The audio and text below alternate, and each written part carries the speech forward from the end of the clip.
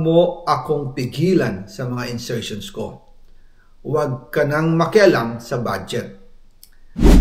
Na ginagawa ko lang ang mga utos niya tungkol sa mga insertions na sinasabi niyang hindi na raw niya makilala. Nagsabi na pinapa-insert ng mga projects ang Pangulo na worth 50 billion pesos. Naging malinaw sa akin na siya mismo ang nag-utos kila Secretary Mina Pangandaman at Yusek Adrian Bersamin ang gusto niya ng 50 billion pesos na insertion. Ngunit ang sagot ng Pangulo, humingi ka ng bago or dagdag na insertions. Bakit hindi niya agad tinanggal noon pa? Kasi mismong siya ang nagbibigay ng utos. Ako mismo ang nakasaksi at nakausap ng mga taong direktang sangkot. Hindi lang po ang Pangulo ang may insertion sa budget. Pati po si Congressman Sandro Marcos,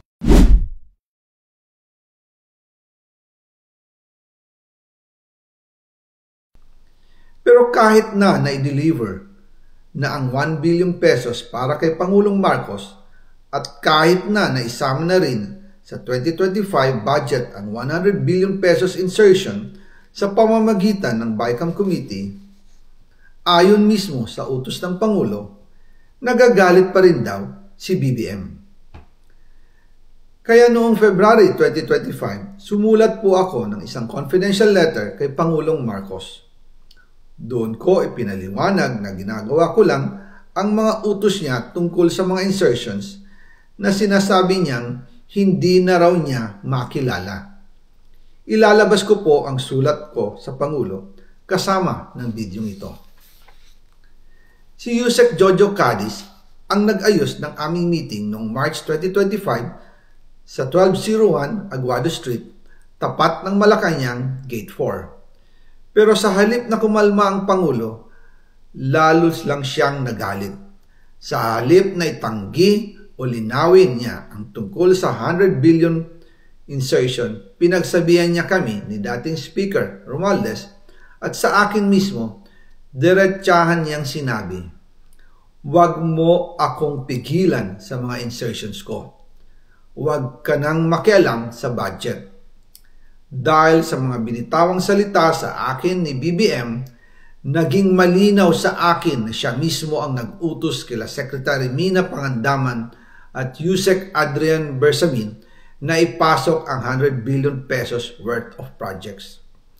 Kaya kung hindi talaga totoo na galing sa Pangulo ang utos, bakit hindi niya agad tinanggal noon pa sina Secretary Mina Pangandaman at Undersecretary Adrian Bersamin nang pinaalam ko sa kanya ang 100 billion insertions sa pamamagitan ng sulat?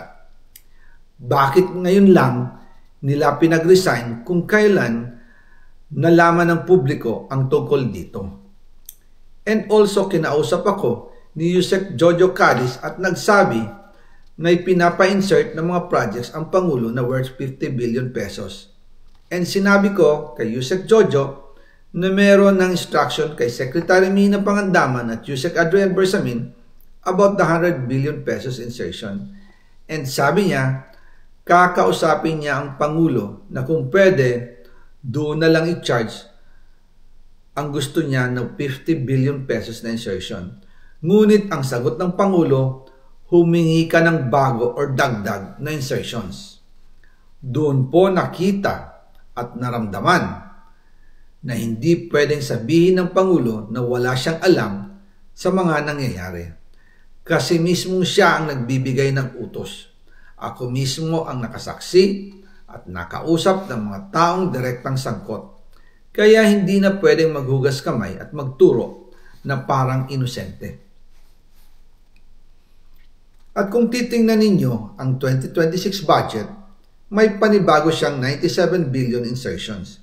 Pero ngayon, ipinasok na mismo sa President's Budget or NEP 2026. Yan po ang kinumpirma ni Secretary Manny Bunoan na may instructions ang Pangulo na magpasok ng 100 billion ulit sa President's Budget. Kaya wala na siyang pwedeng ipamigay.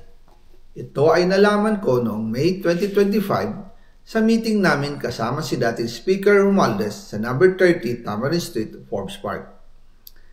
Kaya nang nadiskubre ng House of Representatives ang insertion sa flood control sa 2026 budget, ibinilik namin ang DPWH NEP 2026 dahil mali na ito at panibagong flood control projects na naman. Hindi lang po ang Pangulo ang may insertion sa budget. Pati po si Congressman Sandro Marcos, meron din pong pinapasok taon-taon. Noong 2023, may 9.636 billion pesos. Noong 2024, 20.174 billion pesos.